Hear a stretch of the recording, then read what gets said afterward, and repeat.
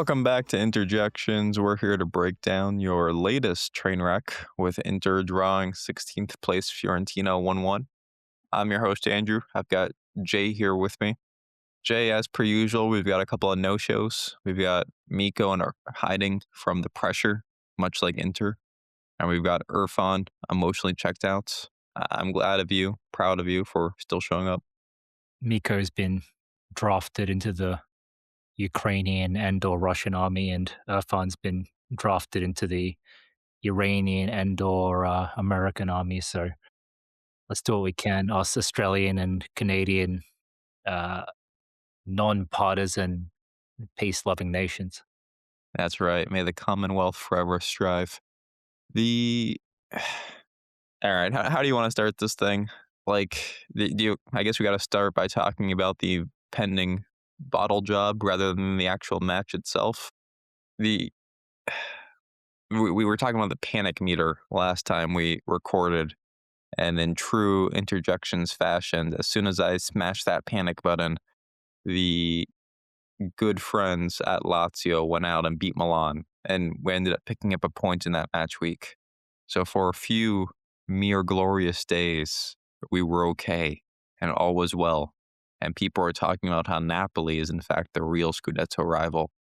But then, just because we are Inter and we don't believe in making things easy for ourselves, we went out and we put in a just disgusting performance yesterday, and now we're back to having the same conversations, and we are just the most predictable club and team and institution imaginable. Like, I can tell you how these games are going to go. I can tell you how, as a club, we're going to choke away leads.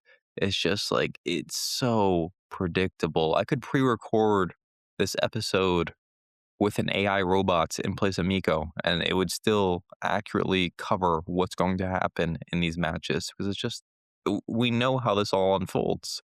And you score the early goal yesterday, you control the next 10 minutes or so, and then it turns into the Atalanta game where you just look terrified, where they're cutting you open at will, you're hanging on for dear life, and you know you're going to eventually concede.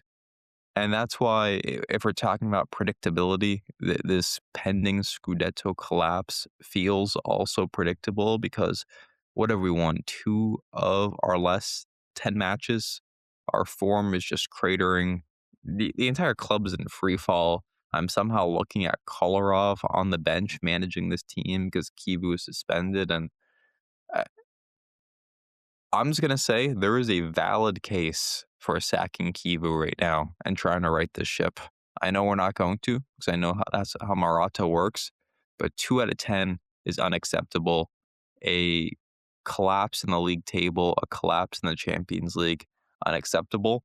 And I'm just going to be honest, with an international break here, this would be a good opportunity to reset this thing because there is just nothing anymore that makes me think this team is going to pull this out in the end. And I have two examples of that. One is I can't handle this attacking play right now. Like, I think we really skated by for the first portion of the season where we were scoring all these header goals. You saw the graphic they flashed during the match yesterday. We have twice the number of header goals as the rest of the league. And is that the only way we can score, especially with Lautaro hurt? Because this attack has just been so toothless the past few weeks. I mean, look at the goal totals we've scored in recent games. One goal against Fiorentina, one goal against Atalanta, no goals against Milan. Even during the winning streak pre this, it was a bunch of 1-0 wins. And it just, the attack has not looked good. And then I guess the other side of it's the other like predictable aspect is, of course, Jan Sommer goes out and gifts a goal to our opponent again. And it's just another goal conceded because he can't hold on to the ball. He just keeps spilling shots directly onto the feet of the attacking players. I know we'll talk about Barella and his lack of clearance, but Barella had an excellent game up until that point. Summer is the one I'm upset with because this keeps happening. We keep having the same problem with Summer in so many matches this season, and we just keep rolling him out there and hoping something's going to be different. And that's kind of Inter as a whole right now. We keep hoping something will be different, even though we actually have no plan to make it different. So I'm worried. I'm still full on, you know, full throttle panic button right now. I posted a poll yesterday and I just asked Inter fans, are we going to win the Scudetto? And as you can imagine, it is a 50-50 split right now. I think I've got like 13 or 14 yes votes and 13 or 14 no votes. So everyone's right down the middle on this thing. Jay, I have a feeling I know where you lie, but how are you feeling after letting Milan and Napoli just inch that much closer to us in the table? I share the concerns, of course. Just before I get into anything else, I just wanted to clarify. Are you saying that you would consider sacking Kibu this international break? I think I'm not saying I would, but I think it'd be reasonable to do so based on our recent. Is it not contextualized by the available managers to replace him? Okay, yes, but think about who Kivu was when we hired him. He was a guy with 13 career Serie A matches. Like, surely we can find someone more experienced to bring in as a steady hand. We're not going to do this. I don't want to waste too much time talking about this. My bigger takeaway is really that we are in fireable form right now. And Yeah, Cilio's that love it's child, De Zerbi, is available on a free. yeah, that the current state is unacceptable. On that note, absolutely, I agree. We are one win in the last six. We are we have you said 2 out of 10, or 2 wins in the last 10. It's 2 wins in the last 8, but yeah, a point remains. The form is atrocious, and the the form aside, in terms of like the results, it's obviously the the visible cratering of performance you see in the players. The eye test never lies, right? These games against Fiorentina and Atalanta were identical. An early goal for us by Pio, both games, followed by basically 80 minutes or whatever of nothing, letting the opponent get back into the game, basically just assuming that they won't score or something like that. Kind of like, you know, I don't know, it's like not studying for a test or not studying for an exam, assuming that they won't ask about this particular subject or that this question won't appear on the exam paper, only to get fucked when you realize there's like a 30% question pertaining to that one subject, right? And eventually succumbing because that's the way both these games have gone. Like especially this Fiorentina game, I'd say was worse than the Atalanta game in that we went up after literally 35 seconds and then did fucking nothing for the better part of 88 minutes. And then only from like the 85th minute or something, 90th minute maybe, we started actually playing. And we had that kind of scrappy Akanji chance. We had that late PO chance, that turning shot in the dying stages of the game. But those chances and the goal at the beginning flanked, like I said, basically 80 plus minutes of jack shit. And you can't do that. It's just an absolutely atrocious and really quite despicable approach to a game. And this is why I'm so hard on the guys. I've been saying for the better part of 5 years, probably even longer, that, far longer than we've been doing this podcast, that you can't give these guys a fucking inch. There's just something about this club, people like to banter us and say that Inter's got kind of like choking DNA. And you know what? I think it's true. I think there is this kind of deep ingrained imposter syndrome within this club. I don't know if it's like a result of the quote unquote paper Scudetti from Calciopoli or from years of being the victim in Calciopoli being the nice guys while the big bad boys like Milan and Juve won via unscrupulous methods. But regardless, that kind of nice guy syndrome is still looming over the head of this club. And you see it in the way that any small amount of success seems to get to these guys' heads extremely quickly. You win a league title, here or there, and next thing you know, the players think they're top shit, and the the downfall is as quick as it is predictable because you can see the complacency creeping into them. You can see the lack of fight uh, diminish from season to season after winning something, and it's kind of startling how quickly it happens. And this is why teams like Bayern and Juventus can build these dynasties where they win three, four, five, six, seven, eight league titles in a row. Whereas aside from the post Calciopoli years, we have been unable to do that, despite having arguably the best squad in the league for the better part of what 6 or 7 years now since Conte's first season, uh, and we've had the benefit of playing the same system as well. You know, we've played con- or we've played the 3-5-2. Went under a bit of a metamorphosis with Inzaghi, but it's obviously a system that Conte brought into the club. And since then, we've had the same leadership with Marotta, Zanetti, Ausilio. Obviously, the ownership has changed, but for the better part, we've had a lot of stability where the other clubs haven't. You know, Juve's gone through a historically weak time. They haven't won the Scudetto since that Sarri Scudetto in, what was it, 1920? Uh, and, you know, since then, they've had the likes of Igor Tudor, Andrea Pirlo, Thiago Motta. I think, is that it? Was there another person there? You know, but these failed managerial appointments, tons of wasted money on flops like Vlahovic and Coop Miners and uh, that guy from Aston Villa, or what was his name, Douglas Luiz or something. And Milan likewise, they've had a tumultuous ownership. They've had Pioli for a long time. Napoli have had some changes. It's a long-winded way of saying that we've been the ones who have had the stability for so long, the best team for so long, the tactical familiarity and practice for so long, and yet we have such little to show for it. And for that, I blame a massive sense of complacency within the club, from the players all the way up to the management, who looked at this squad, bottle everything, and decided to keep all the big name players and not add a single starting caliber player. We bought Akanji for relatively cheap, and he's obviously been a starter. But let's be real, he was bought as like a kind of replacement or maybe even a backup for Pavard at the time, right?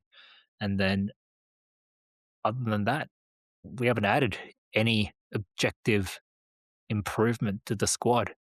So the complacency from management right down to the players, it's palpable, and you're seeing the worst of the worst come to the fore right now, which is this weird mix of egotism and complacency and conceit and arrogance mixed with this insane choking and bottling and imposter syndrome and fearfulness. It really is just a really horrendous thing to watch and to be, you know, and to witness your club kind of put out there. You want your club to be the good guys. You want to support something noble, but this is just, like I said, it's honestly fucking despicable. We now welcome in Irfan joining the podcast. Irfan, what's up? Hey, how's it going, guys? Well, so far you've missed me suggesting we sat Kivu after being corrected that we've won two wins in the last 8 matches, and hmm Jay talking about the institutional failure that is our club. We haven't really talked much about Fiorentina, so perhaps I'll let you take the first stab at that if you'd like. Yeah. Yeah, just listening to Jay's diatribe here, could have basically summed up everything he said in like the last 10 seconds, which is there's been no improvement in the squad. And that's it. That's kind of where I'm at now after this Fiorentina match. I don't think this whole like we're bottlers and Calciopoli and we're chokers and all that. It's like, dude, all these teams choke away games occasionally. Like there's a pattern this year. Like we just can't win against any decent teams.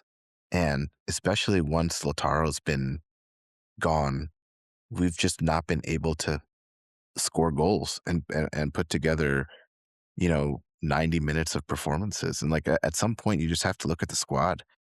And again, like we have to do the same thing we do when it comes to, we do a good job of talking about like Juventus and Milan and some of these other teams. And it's like, you can't focus on the names, like the player names. You can't focus on that. You have to look at the actual performance. And you have historically weak sides because the players like Vlahovic and others, they might have like an inflated name, inflated ego, but they haven't performed in some time. And I think that's where we're at with this club now. To me, it's more about the squad than it is anything else. Like this has been an aging, depleting squad for 4 years now.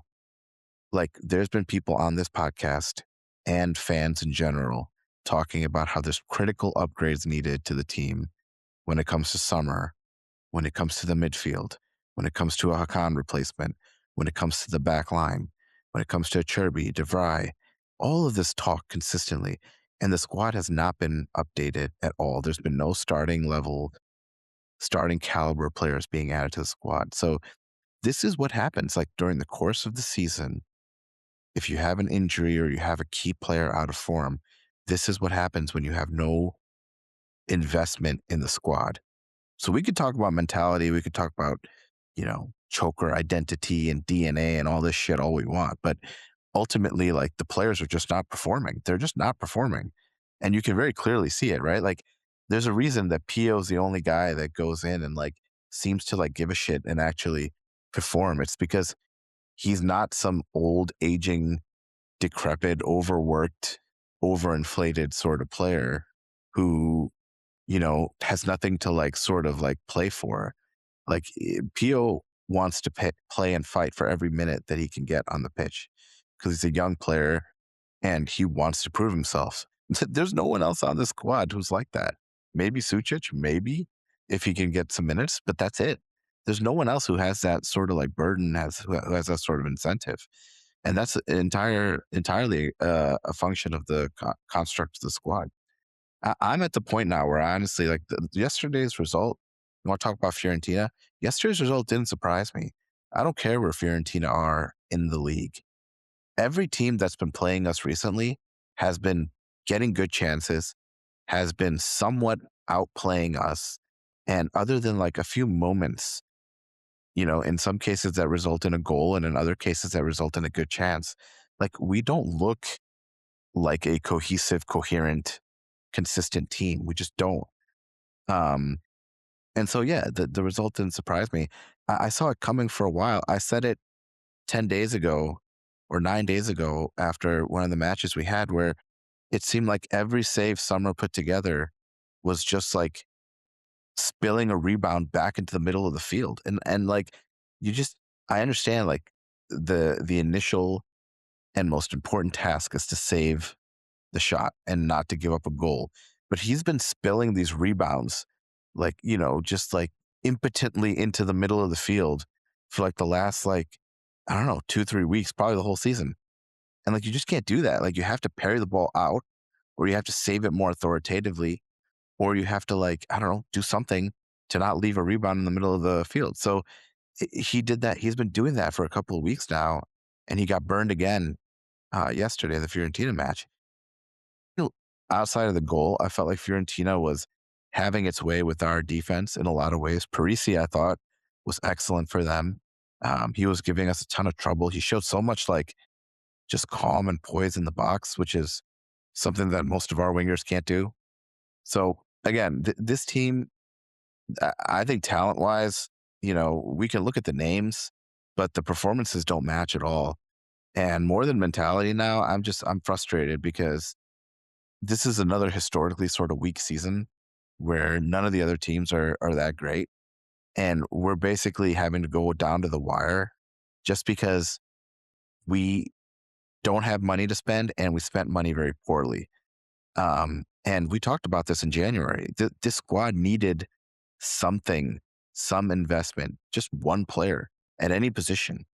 And we got absolutely nothing. And so now we're kind of dealing with Lautaro's injury. I think he's going to be fine. I think he probably purposely sat out because we have an international break coming. So why risk him? But man, it's going to be interesting down the stretch now because we're basically going to need every point we can. Just to interject quickly, but like, isn't what you're describing inherently related to mentality? Like you say, it's not a mentality question; it's the players not performing. But isn't that exactly the reason for that? It's a lack of mentality that these players aren't performing. I don't. I Or is it In some just purely cases, age? Is that what you're saying? Or yeah, yeah. I think in some cases it is, Jay. Like I think you can blame mentality in some cases, but other like players are sometimes just out of form, and as they're getting older and aging, they just don't have it in them anymore. Now, obviously, someone like Bastoni and Barella and Taram are not like on the wrong side of 30, right? So like you can't say it's age, but honestly, their game, Barella's game has been declining for a couple of years now, and I don't know what it is. Maybe it's purely mentality, but it's mentality across multiple seasons that just seems a little weird to me. And Bastoni is just like sort of out of his depth and doesn't seem particularly effective like he used to be. Like, how many goals and goal contributions and hockey assists did Bastoni used to deliver for us in the last couple of years? This year, he's just not doing it. And maybe, yeah, I mean, maybe you're still dealing with the Champions League disappointment, and it's like just ingrained in some of these players at this point. I'm willing to go that far for some players, but by and large, the squad in total is not performing. And I think it comes down to key positions and key players that are old. I mean, it has to function together, right? Like, so, like, for example, like Barella's not going to be doing great if he's interplaying with a shitty winger on his side, right? And losing Dumfries for as much as we've lost him this season, I think has really had an effect there. And a out of sort, Bastoni is not going to be able to supplement our attack and give nice like assists to into the box like the way he usually does. And that's going to affect Turan performing, and that's going to affect other people performing. So like it's one of those things where it's all correlated. So I think again, in some cases you can say mentality, but I'm not willing to go back like, this is like inter DNA and inter squad and Calciopoli and all this sort of stuff. Like I'm not going to go that far. But yeah, I mean, I think there's a key few players who are probably still suffering from that 5-0 embarrassment or humiliation, maybe. But by and large, the squad is just declining. Like I've said in other episodes, I can't think of a single starting player who's played better this year than any year of the last 3 years, other than probably DeMarco. That's the only Zelensky. one. Yeah, Zelensky. But that's because he's become a starter because Hakan's been injured. An in-form Hakan is still better than Zelensky's been this year. So it's just one of those things. Like there's just the squad is not performing. Like this is going to be a fight till the end because, in my opinion, talent's not there. It's just not there. And I'm not making an excuse for the squad. I'm making. I'm just saying that we have not spent money, and when we have spent money, it's been spent very poorly. And I think that comes down to management. And of course, you can blame Kivu and individual players, but ultimately, it's like a systemic issue, which is that we just don't have as great of a squad anymore as I think a lot of our fans think we do. It's all just very stale, and there's something to be said for playing the same players in the same formation, the same way for nearly 5 years. Like, yesterday against Fiorentina, it was just so predictable, and I keep harping on this point, but there was no surprise in our movements. It was Fiorentina would pressure us in our half. We'd struggle to maintain control of possession. We'd pass it back to Summer. Summer would hoof it upfield, and then we can't trap a ball, and we'd quickly concede possession. And it was just the cycle of this. And, Jay always talks about how it, I think 2 years ago or two Mercatos ago, you were talking about how unacceptable it is to not try and like make incremental upgrades to the squad. Well, we're still sitting here in March 2026, and we haven't made those incremental upgrades to the squad. Like, we haven't signed a single player capable of starting for this team. And when you couple that with guys like Bastoni and Barella suffering a fall in form, it's like, yeah, this team is worse than it used to be. And we also have a worse manager than we used to have. There's no really doubting that. and it's the perfect recipe for failing as a club. And we've been fortunate that this Milan and this Napoli side are both extremely unimpressive for a variety of reasons, and we've been able to keep our head above water. And to Irfan's points about players, not performing well, as he said, DeMarco's been in the form of his life or was in the form of his life up until this losing streak. And, that was sort of enough to keep this thing on the tracks. But lately he hasn't been late. And as a result, this team kind of has no juice to it. Like the fallen forms of guys like Taram, Umbrella, and Bastoni is the most puzzling part of this for me, because like these were guys who looked like world class players at various points in their careers, and now they're offering us so little on the pitch. And like yesterday felt like a very vintage Barella performance, and then he ultimately makes the error that leads to the goal. And it's like, why can't we just have one elite game from you anymore? Like the excuse for the longest time was, well, he's covering for Luis Enrique. Well, what's the excuse yesterday? Dumfries is back. We have pretty much a full strength team. Are we now going to pin everything on Lautaro, who you've been roasting for the past 2 years for not performing in big games? So I stale. That's just the word. This team desperately needs an injection of new life. And frankly, when we've had the opportunity to inject new life, like Irfan said, we've picked the wrong guys. We've done a poor job. And as a result, we're kind of just sitting here and praying to God we can get this thing across the finish line. So I don't know where I fall on the mentality versus talent versus Mercati versus, all these different aspects of the recipe that is creating the perfect storm, the perfect brew of this meltdown. But I'll tell you, it's just it feels inevitable. It's like watching, the Titanic moving towards an iceberg. You can't stop it. You can't turn it around.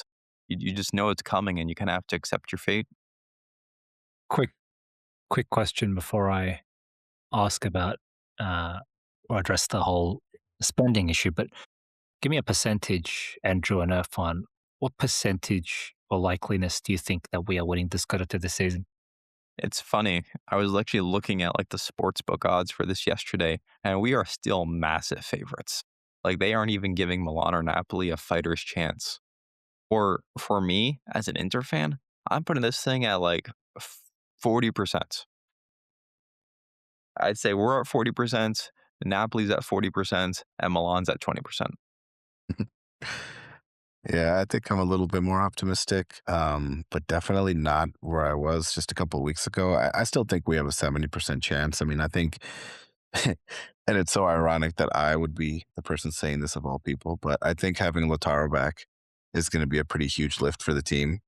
And also, I think, like you mentioned, Andrew, we're basically just going to drag this dragging carcass, dying carcass across the finish line at this point. But I think we will be able to do it. So I'm kind of at 70% when it comes to Inter winning the Scudetto, mainly because I feel like Napoli and Milan are both very prone to dropping points undeservedly. And I feel like ultimately they're going to lose and they have a pretty tough schedule. So not because of us, but because of just the other circumstances, I put it at 70%. And before I unleash Jay here, I will if you want me to make a positive point, a devil's advocate point towards my own theorem, it's this. One is our our side's like away record against Fiorentina historically is awful. This has always been a tough fixture for us, even if they're in 16th place or whatever. And you've got Napoli and Milan playing each other next match week. If you beat Roma and Napoli and Milan tie, this thing's probably over. Like you probably lock this thing back up. I just have very little faith we'll get that sequence of results. Yeah, the way we're playing, beating any uh, opponent worth a shit is seems like a difficult task, right? As you guys both said, it's not just in the results and it's in what we see on the pitch. Or did I say that? Who the fuck knows? Who cares? It was a But great point, regardless of who said it. that's right. Whoever said that, I agree with them. But yeah, after you watch, like Rome is probably the biggest name, or is the biggest name, at least historically, out of these fucking bums that we're playing until the end of the season. Like, if we can't beat a Fiorentina, yeah, big name. Artemio Franchi, yeah, traditionally difficult away ground. Guys, these guys are fucking 16th, right? if we can't beat Fiorentina, if we can't beat Atalanta, again, this Atalanta is not the Gasparini's Atalanta, right? This is the Atalanta that got trounced, what, like 10-1 or 10-2 on aggregate by Bayern Munich. They're like seventh in the league or something like this. If we can't beat these two teams, then we have absolutely no right to expect that we can beat Roma. It's going to be a really hard and tough match. Just going back to what I was saying, though, and for what it's worth, I'm not going to give a percentage figure on how likely it is or isn't that we win the Scudetto, but I actually wanted to ask about one Joseph Martinez. Now, there are rumors that the club has decided to sell him. So, my question to you is, okay, like, I've never been one of these guys who's been like, a massive Joseph Martinez proponent or fan kind of guy. I mean, I just feel like the sample size has been too small forever, or for anyone to really die on the heel of Joseph Martinez. At the same time, it's true that although the sample size is small, it's solid and summer has been anything but. So I guess first question is, why is Martinez not getting a chance? Is it just the whole squad seniority, squad harmony, squad happiness, satisfying the senior players thing with Kiva giving deference to Sommer? Is that why? Is there something else to it? And secondly, like fuck Auxilio, I guess. Like how much did we spend on Joseph Martinez and Thomas Palacios and Andy Diouf and Luis Enrique for them to offer us a combined zero on the pitch for the 70 odd million we spent on them? Yeah, I mean, harken back to the summer mercato before last season, and weren't our two signings Joseph Martinez for 14 million and Palacios for 7 million? Like what a complete waste of money and resources. I don't get the Martinez thing. I'll never quite understand it because when you have a keeper who is so clearly struggling the way Summer is, it's like, okay, why wouldn't you try something different when you've got this guy who has never really aired for us? I'm not trying to make Martinez out to be some world beater, but I think we've gone over this extensively on this pod. This guy's never made a direct mistake that led to a goal for our opponents in his limited match set for us, unlike Summer. I'm also not one of those goalie experts who claims to understand the position that well. I've never played goalie. I'll be honest, me evaluating goalies is not probably an opinion you want. I'll just say that I've never seen anything from Martinez to make me think he is not capable at least sticking around and being a reserve keeper for this club. So I don't get it. I'll never get it. I also hate the fact that Vicario is the supposed, next up Yeah, in that our is absolutely keeper lineage. fucked. That is indicative of the imagination levels that we're getting from Marotta these days. Like long gone is the free agent genius that was Marotta back in like the first couple of years at Inter and his time at Juventus. Like Vicario, this is bullshit. Vicario is the laziest fucking idea you could come up with. He once had like a little bit of a name as like a kind of youngish. He wasn't even that young, by the way. Uh, talent at when did he play? Like Empoli or something, right? Empoli, yeah. Yeah, like a youngish 23, 24, maybe even 25, because that's still young in Italy. Uh, year old talent playing in Empoli, gets like a somewhat of a big move to Spurs, and then since then has been. I mean, the problem with him is that he sometimes puts in these amazing reflex saves, but then he'll just let in howlers, and his distribution is poor, and he makes comical errors. So just reverting back to this, oh, he was once a name in Serie A, and he's a market opportunity because Spurs are probably going down. It's just pathetic. It's like I don't even have a good analogy for it, but it's just pathetic, rehashed, recycled bullshit that isn't going to take this club forward. If anything, it'll take us back. Yeah, I mean it's the same old stuff, right? It's like it's not innovative, it's not anything interesting. Um and yeah, I agree with you, Jay. I don't understand why This is where like I wish we had Miko because he'd be like, well, the manager's watching the goalkeepers perform in practice every day, and so they make the decision on who's better and all that. But like I don't trust these guys. Like they have not earned my trust, at least not recently. So I mean, they can be wrong, just like anybody can be wrong. And I don't understand why they're keeping Summer in this way. I've never been a Summer hater, by the way. I've been probably a bigger supporter of his than most people, most fans. But it's very apparent that he's declined. It's very apparent he can't make the saves that he used to. He can't perform and finish saves the way he used to, meaning like he leaves these like rebounds for everyone to just kind of jump on, putting his defense in a really difficult spot. And so it's very clear that he should not be starting. The Joseph Martinez stuff makes zero sense. Like I don't know what he's doing in the background that seems to be pissing everyone off, but the fact that they're essentially just like giving up on him completely and want to sell him is just really odd. And just Yeah, I watch, mean, guys. Joseph Yeah. Martinez is a killer keeper. No, Too, too far. Too soon still. No, but guys, this is the audacity of this team, of this ownership, and of this management, right? If they're whether they're able to drag this dying carcass of a team across the finish line to get a Scudetto or not, right? They are going to declare this season a success. They are not going to recycle and replace starting level players the way that all of us know they need to, right? I've heard already all of these fanciful sort of projections from Inter fans saying this is the reason, this is the season we're finally going to offload Hakan. Summer will be gone. Maybe we'll sell one big player like Barella and Bastoni to fund the entire mercato and get a few starting level players and things like that. Oh, Taram will probably be sold. Like all of this stuff is it's all BS, right? Like they're gonna trot this same tired product out there next year, and we're gonna be naive shithead fans like we are, and we're gonna project another top four, and maybe if the stars align, Scudetto. Irfan I, didn't used to be this cynical. He's been hanging out with dude, Jade. dude, I've already heard people saying that like even if Kivu fumbles the Scudetto, he should still be the manager next season.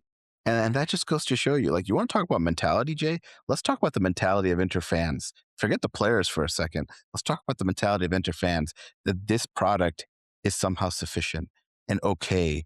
And to keep trotting this tired bullshit, stale, like Andrew said, product out there, and we're just gonna eat that shit like we always do, year after year. Even though for the last 4 years we've all known what needs to happen with this club, and it has not happened. The the really the big picture thing here is probably Oak Tree. And does Oak Tree care if we win a Scudetto or not? The answer is no. As long as we're qualifying for the Champions League, they're going to be happy. And that's their reasoning, and that's their excuse for not needing to make meaningful investments in this first team, in these players. Because as long as we're guaranteeing the Champions League revenue, it doesn't really matter to them whether we finish first or fourth. We want to win a Scudetto. It doesn't matter to them. We'll see what Yeah, happens this summer, especially after we were bounced from the Champions League so early. But I really do think ownership and the lack of ambition and the lack of caring is probably the root cause. And while it's nice to sit here and point to the progress Oak Tree has made in like getting us a stadium and refinancing debt, like that's nice to have, man. We want to win things, and they have yeah. no incentive to win things, and that's kind of the great disconnect.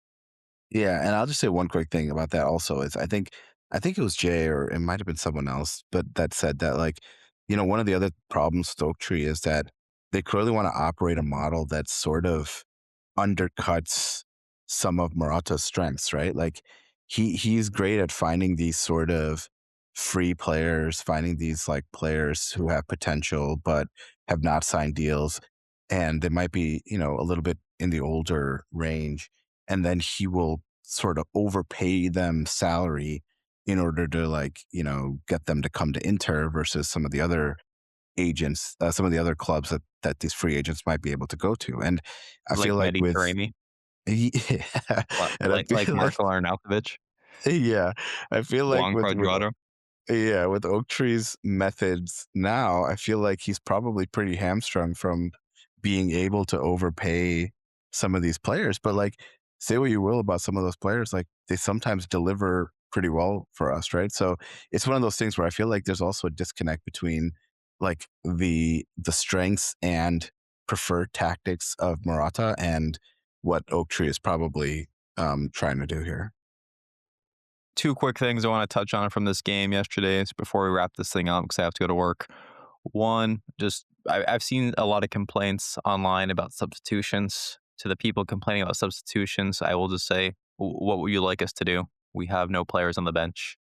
I thought the Acerbi substitution yesterday was actually well thought out. We were so clearly being pinned back, and Akanji was so clearly struggling with the physicality of Moise Kane that it made a ton of sense to me to make that substitution. And Acerbi honestly played well. He was not the reason we conceded. I also saw a lot of people complaining about Fertezi. It kind of same song and dance with Fertezi. I don't know what you want. You're trying to defend a lead. Do you really want to trust Sucic in that situation, who is horrible defensively and a lightweight on the ball? I don't even know if Mkhitaryan was available. Is he out hurt still? I don't remember, but you had no options, really, is the point I want to make. So people are slamming Kolarov. Sure, if that's where you want to direct your ire for yesterday's results, go for it. But you have to hold the players responsible at the end of the day. I'm kind of on board with that. Fuck Kolarov, to be honest. I mean, Yeah, also it, true. Another in what great kind Morata of free transfer, by the way, Irfan. yeah, in what kind of ridiculous reality have we ended up with fucking Kolarov and Palumbo on the bench? Like, can't you could find more qualified guys on fucking LinkedIn. Seriously, you could have just like hosted the job application on Seek and got better candidates than these fuckers.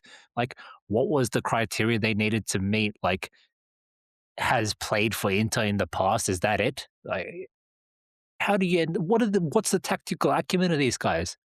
Where's their resume? Where's their 5 years of industry experience and and transferable skills? Huh? Well, when Conte's out, which happens a lot from suspension, he brings in, I believe, is it Stellini? Stellini? I don't remember the guy's name, but Yes, there's yes, like there's like a confidence I have on the touchline seeing that guy there. I'm like, we're in good hands. This guy was once interim manager for Spurs. He's always been Conte's deputy. Like I have a degree of confidence that he's going to go and get us a result. And I think he never lost when he was managing Inter for all the times Conte was suspended. And then you go and you bring in Kolarov yesterday, and it's like if you would have shown me a picture, 5 years ago of Inter starting lineup and and the Helen Torre is Kolarov, I don't know what I would have done with myself. Dude, Kolarov was only there because Mudingai and Kuzmanovic were unavailable, guys. You gotta keep context here. That's why he was there. Oh my god. All right. Well, let's go ahead and wrap this thing up. We're going to forego a Roma preview because there is international break and too much can happen between now and then. So, speaking of telling us what's going to happen between now and then, let's get a Jay's hot betting tip. For what? I have no idea what games are next or Oh. whatever. This is kind of your space, but if you want to tell me how Italy will manage to crash out of this World Cup qualifier, I'm more than happy to hear it. Um, well, that goes without saying. Italy are not making it to the World Cup. I don't know who they're playing. Uh, Northern Ireland, I believe. what is it like a two-legged tie or something? Or It's like a brackets, American style, single elimination. They play Northern Ireland, and then they'd play the winner of, if they win, they'd play the winner of Wales, Bosnia. and if they lose, they're out. If they lose, they're out. They have to win both games to make it to the World Cup. I believe so. And for historical context, last time they were in this qualifier, I want to say they've lost to Sweden and North Macedonia, and both times they lost the first leg, not even getting to the second leg. Right. Yeah. I don't know. I don't know. what the games will look like. Sorry, just quickly, if they draw the first game, will there be a second game, or is it like a kind of, I don't think you can sudden draw it. death I think it thing? would go to penalties. Right, okay. I don't know, man. All the interplays are turning to shit at the exact right moment as well. And from what I'm hearing and seeing on the continent, there aren't many Italian players in form right now. And what Italy lacks, which is leaders on the pitch and on the bench for that matter. I can't see Italy getting it done. I truly hate to say it, but I just can't see Italy overcoming the occasion. Again, it's not just a game against what fucking Yugoslavia or Czechoslovakia. What did I say last week? Oh, Slovakia. that's right. It's not just a game against, whatever. I forgot who they are already. Northern Ireland, was it? Yes. Yeah, Northern Ireland, or Bosnia or Wales, like these asshole countries. Like, it's it's the weight and the expectation of, if you fuck this up, this is 3 World Cups in a row you're missing. That's what they're fighting against, not a bunch of, not a bunch of rowdy Welshmen or a bunch of Northern Irish. Or bald Bosnians. I hear there's a lot of those. That's right, or a lot of Bosnians. They're not playing against Bosnians. They're playing against those 3 World Cups missed, and the fear of missing a third World Cup and the pressure. Like I said, I just don't see that this group has the personality to overcome that occasion. I'm sorry. I'm not going to predict match results, but I think Italy will fail to fail to qualify for the World Cup. Will we know within this 2 weeks? We'll know on Tuesday. For the record, I will go on record and say I think Italy gets the job done this time around. Mostly just wish casting because the World Cup's in Canada/the US, and I'd like to see Italy play. So we got this. They've Kyo even Hacker. expanded the World Cup to include all these shit countries like Cape Verde and Italy. These third world nations like Mozambique and Italy. To be fair, Mozambique probably has nicer stadiums than Italy. It's nice to see the construction going on in Florence, though. It looks like they were pretty much tearing that stadium down to the studs. Good stuff. All right. Well, we'll wrap up there. We are probably not recording next weekend since there's no match and really nothing to talk about. I might make Miko do a Scudetto with me, depending on what happens with the Italy World Cup qualifiers. But, stay tuned for that. But until then, I will let Irfan do the honor. Forza Inter. And my contract is going to be renewed. I expect a salary bump as well for all inquiring minds. I'm willing to double your salary from its current rate. You could do like a fucking Chelsea with that dipshit nerd coach with glasses that they got. They gave him a 6-year contract. Take it. Sold. Forza Inter, guys. See you next time. Catch you later.